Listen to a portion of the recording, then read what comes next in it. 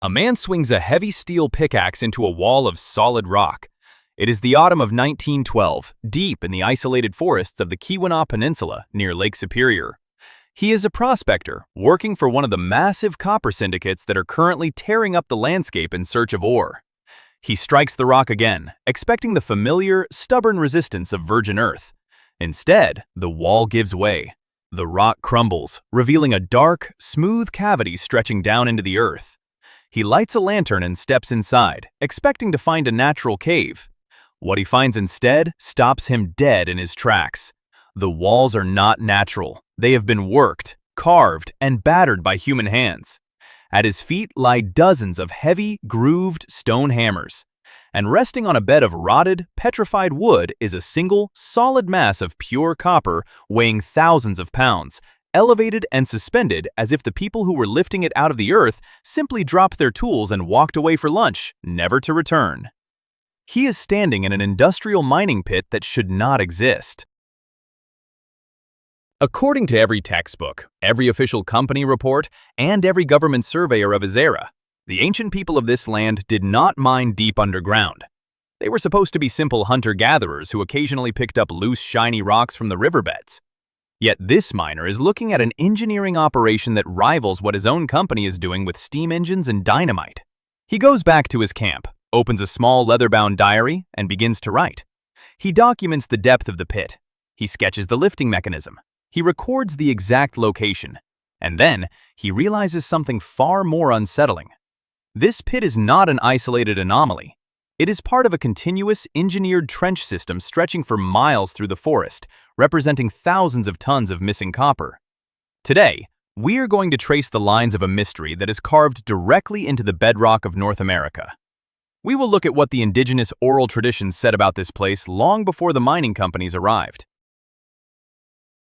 We will examine the staggering physical evidence found in the ancient pits, the mathematics of the missing copper that still keep historians arguing, and the entries of early 20th century witnesses whose accounts were quietly buried by the very industries they worked for. To understand what this miner stumbled into, you first have to understand the land itself and the people who knew it long before paper records existed.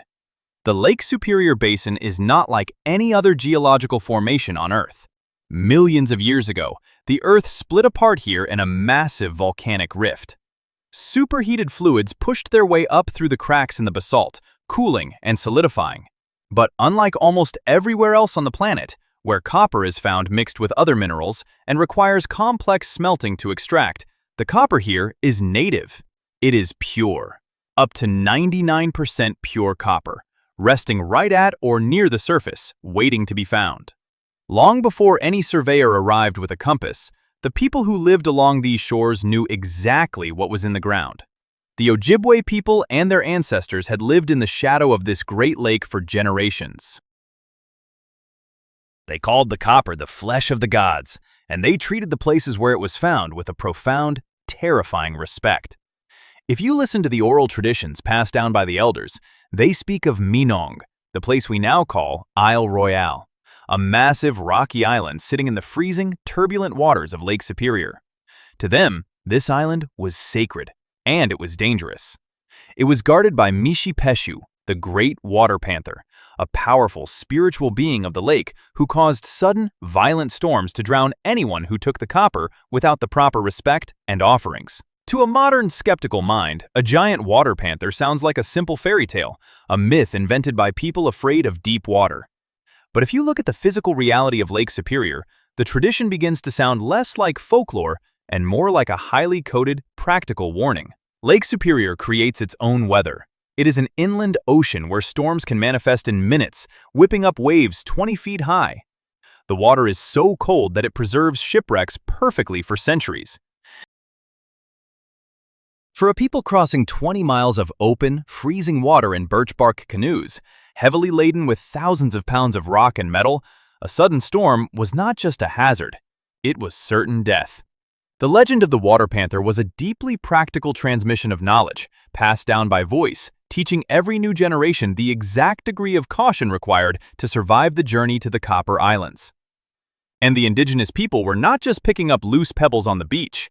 By the time the first wave of modern commercial miners arrived in the mid-19th century, the forests were littered with strange, unnatural depressions in the earth. The prospectors quickly learned a very simple trick. They stopped looking for geological signs of copper.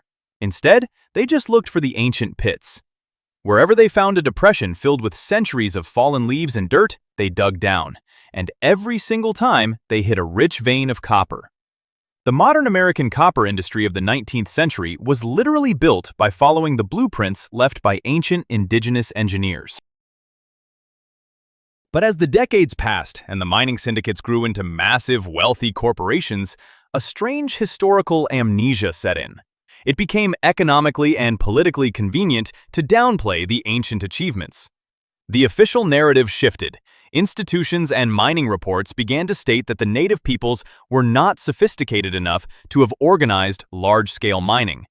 The pits were written off as shallow, random scratchings. The grand narrative of the era required that true industry, true engineering, belonged exclusively to the modern age.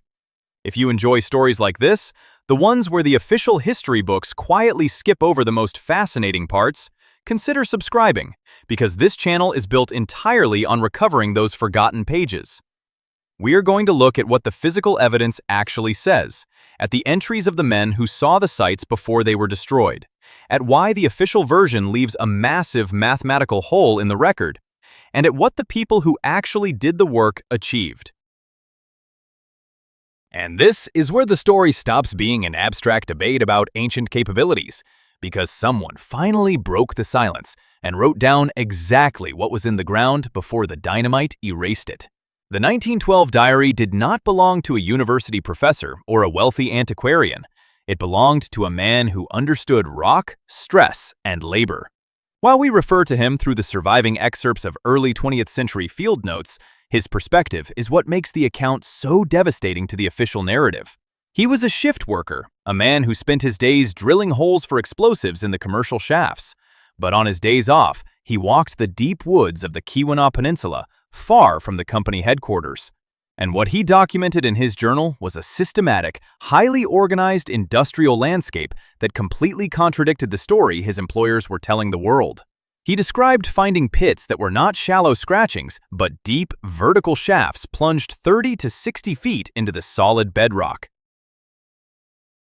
He detailed how these pits were not random, but followed the underground veins of copper with absolute geological precision, something that requires a deep understanding of how rock formations behave. But the most striking entries in the diary describe the mechanics of the ancient work. He found places where the ancient miners had carved continuous drainage trenches through the stone to keep their deep pits from flooding. You have to understand what it means to cut a drainage trench through basalt. Basalt is one of the hardest rocks on Earth. Doing this without steel tools or explosives is an undertaking of such monumental effort that it implies a massive, dedicated workforce operating under a unified plan. Then came the entry about the suspended boulder. In a pit hidden under a thick canopy of cedar trees, the diarist found a mass of pure copper weighing an estimated 6,000 pounds. It was not resting on the floor of the pit. It had been raised. The ancient miners had excavated around it, sheared off the jagged edges, and then used a system of wooden levers and timber cribs to hoist this massive weight several feet into the air. The wood, cut from trees thousands of years ago, had partially petrified in the mineral-rich water, preserving the exact lifting mechanism. The diarist noted that the floor of the pit was completely covered in smooth, heavy hammerstones, brought from rivers miles away. There were no human remains. There were no signs of a cave-in or a battle. The setup was perfect. The boulder was ready to be brought to the surface. And then, work simply stopped. The tools were dropped. The timber was left in place. The miners walked away and never came back. The diarist took his findings, his sketches, and his measurements back to his company supervisors. He thought he had found a historical marvel. The response he received was absolute, chilling indifference. The company had no interest in preserving ancient history. Their only interest was the copper that was still left in the ground. According to the notes, he was ordered to keep quiet, and a crew was sent out the very next week to pack the ancient pit with explosives, blow the petrified wooden cribs to splinters, and send the ancient 6,000-pound boulder to the modern smelter.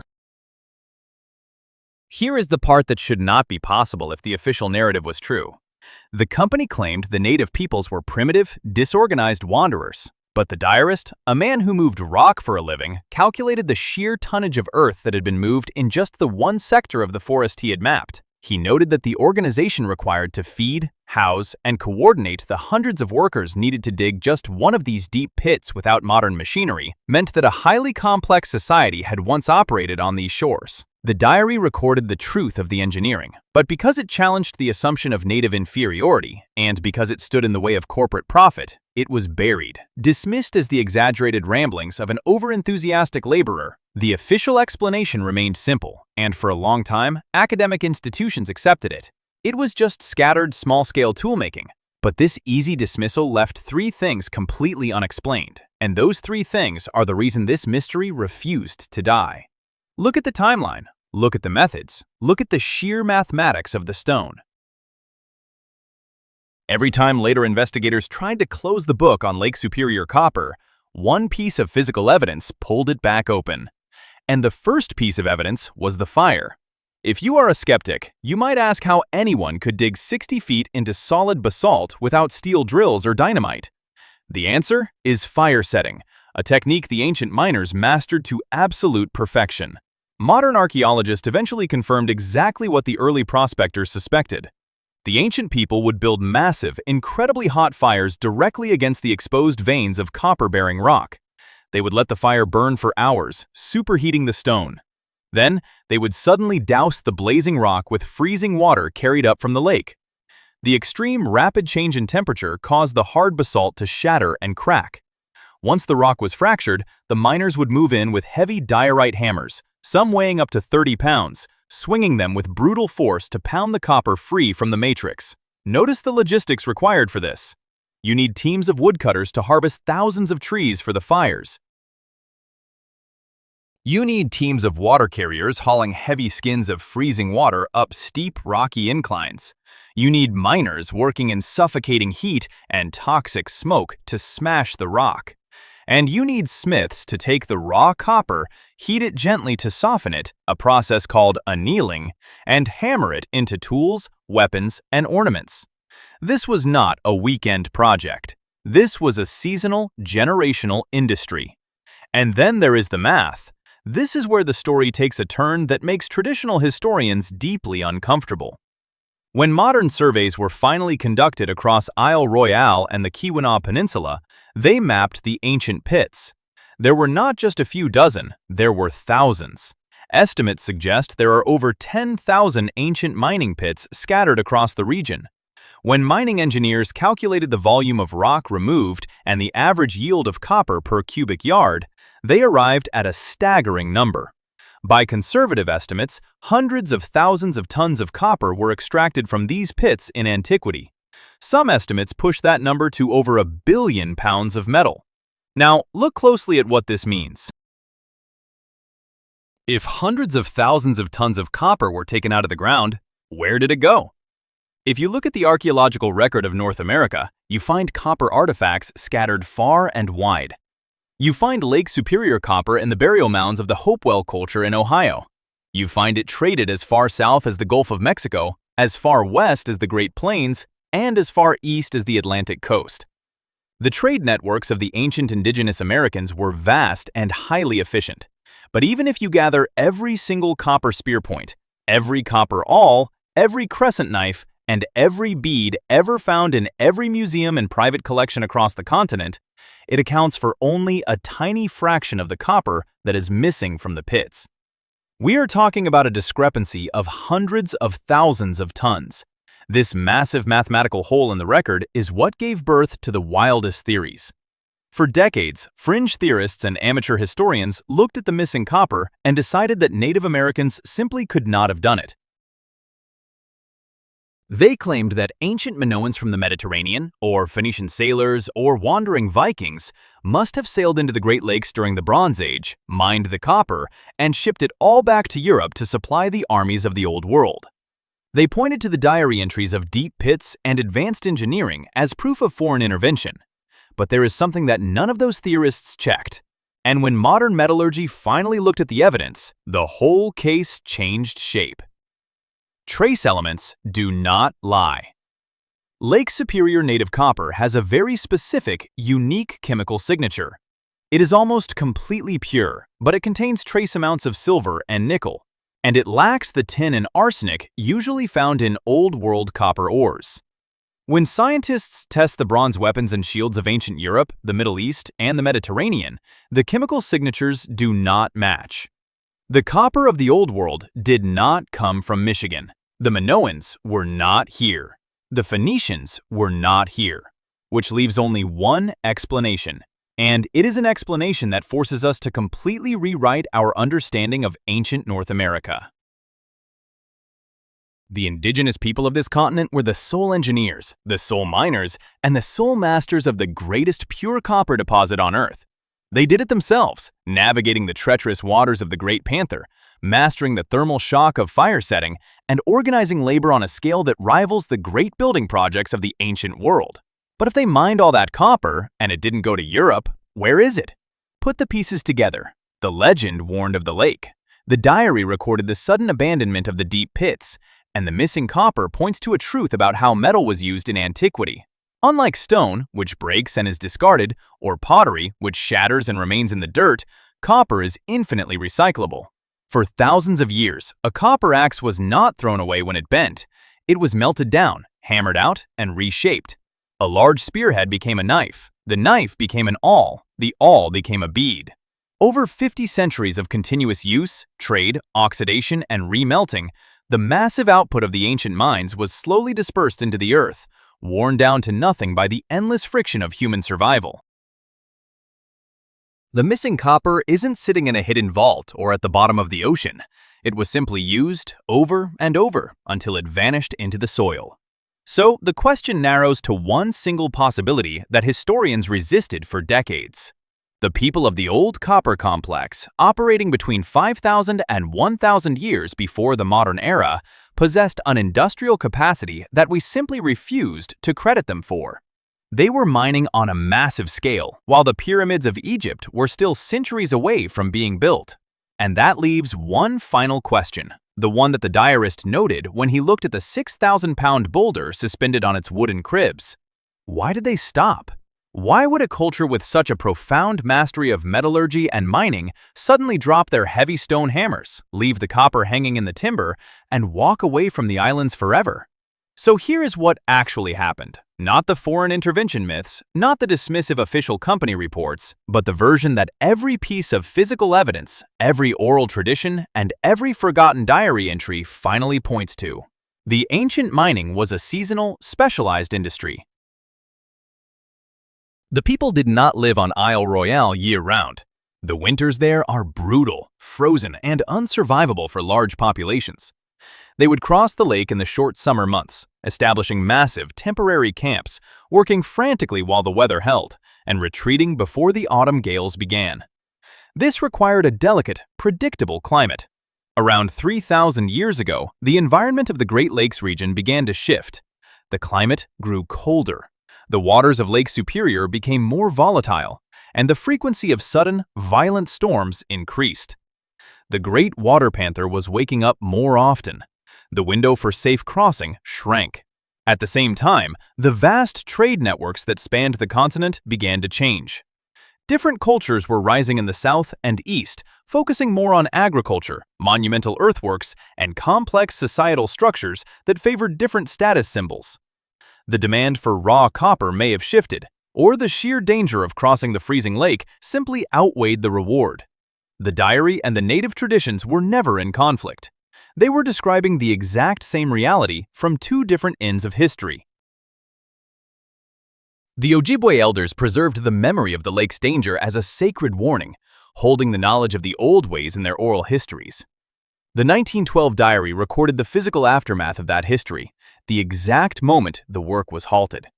What connected them was real. Think back to the evidence. The absolute precision of the deep drainage trenches, the thousands of grooved stone hammers found on the pit floors, the massive, suspended boulder that no one but a highly organized crew could have lifted. Each piece, alone, could be written off as a curiosity. Together, they describe not a primitive scratching in the dirt, but a sophisticated, decentralized system of engineering.